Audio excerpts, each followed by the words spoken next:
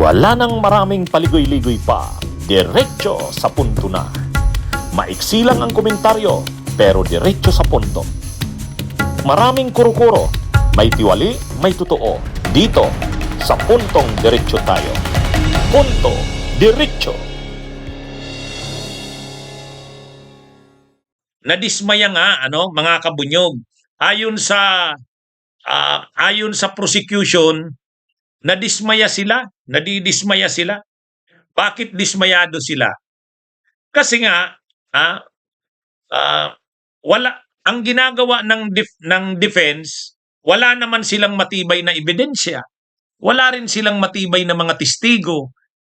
Actually, ang ginawa na naman daw ng defense, yung kampo ni Sara Duterte, yung dati na namang mga argumento, kini-question ang jurisdiction, kini-question yung prosesong pinagdaanan ng impeachment.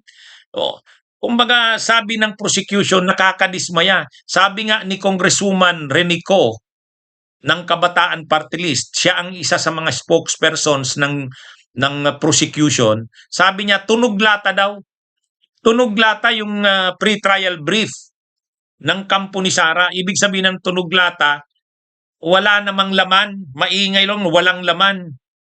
Kasi wala naman daw depensa si Sara Duterte talaga eh. Halimbawa, sa issue ng confidential funds, wala naman daw depensa.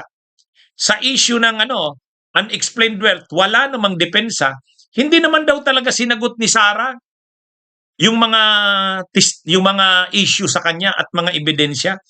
Katulad nung dati, ang mga nire-raise na issues ng kampo ni Sara, jurisdiction, yung proseso daw na pinagdaanan, yung procedure, ayun, yun mga technical procedures ang nire-raise na issue ng kampo ni Sara.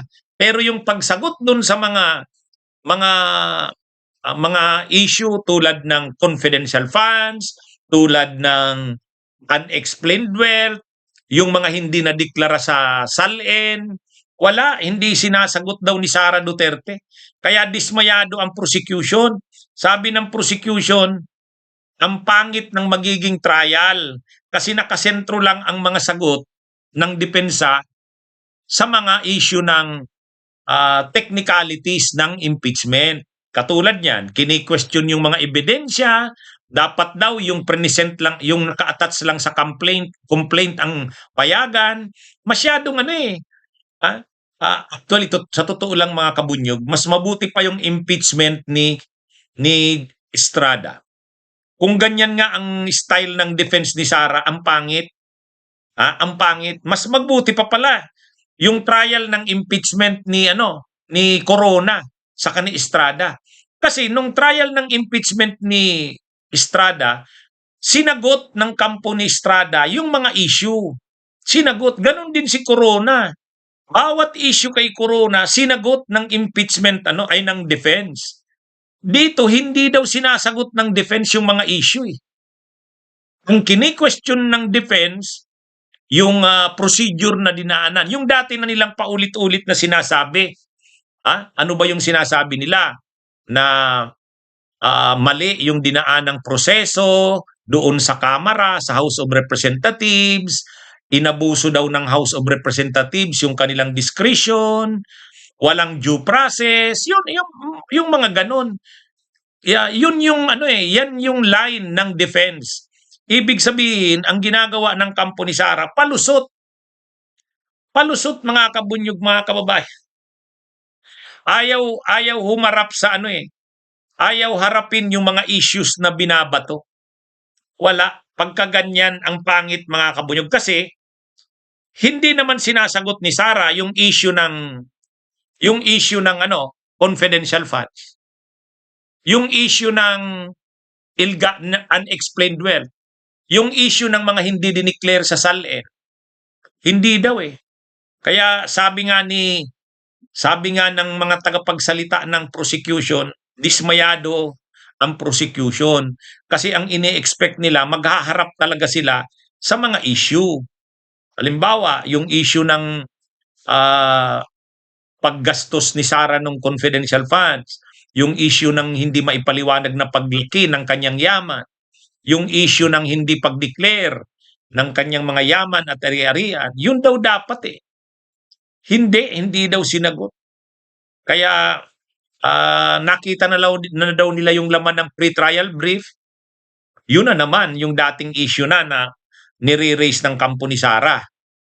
Yung wala daw due process, tapos yung mga ebidensya at testigo daw na hindi inatat sa complaint, hindi daw dapat papaya. Masyadong sa totoo lang, tama yung punto ng mga kabunyog. Tama yung punto ng prosecution. Ang gustong makita ng taong bayan, sagutin ni Sara yung mga akusasyon sa kanya. Yun dapat eh. Yun ang tamang proseso ng impeachment. Kasi ganyan ang nangyari kay Erap. Ganyan ang nangyari kay Corona. Sinagot ni Corona yung mga issue sa kanya. Punto por punto, sinagot ni Corona yun. Yung dollar account niya, sinagot niya yun. Yung mga accounts niya na sa bangko, sinagot niya yun. Yung mga ari-arian niyang condo units, sinagot yun ni Corona sa impeachment trial niya. Dito wala. Wala. Kaya niyan mga kabunyog, sabi ng prosecution kasi may kopya na sila nung depensa ni Sara. Procedural ang mga issues na nire-raise ng kampo ni Sara. So nakakalungkot. Tayong mamamayan, ang gusto nating malaman, ano bang sagot ni Sara o paliwanag niya sa issue ng confidential funds? Ano bang sagot niya doon sa issue ng hindi maipaliwanag na yaman niya? Anong sagot niya doon sa hindi niya dineclare na mga yaman sa kanyang salin? Yan dapat yung Yan dapat yung sagutin. Pero hindi nga ganun ang depensa ng kampo ni Sara. Yun ang nakaka-frustrate. Kaya anyway, ito mga kabunyog, hayaan natin, magsisimula na ang trial sa July 6. Abangan natin. Bantayan natin mga kabunyog. Okay, magandang araw sa inyong lahat. Mabuhay po tayo. Bunyog, bunyog, halikan na kasama ka. Bunyog, kapag buklod ay may pag-asa. Luzon, Visayas, Mindanao, isa ang pananaw.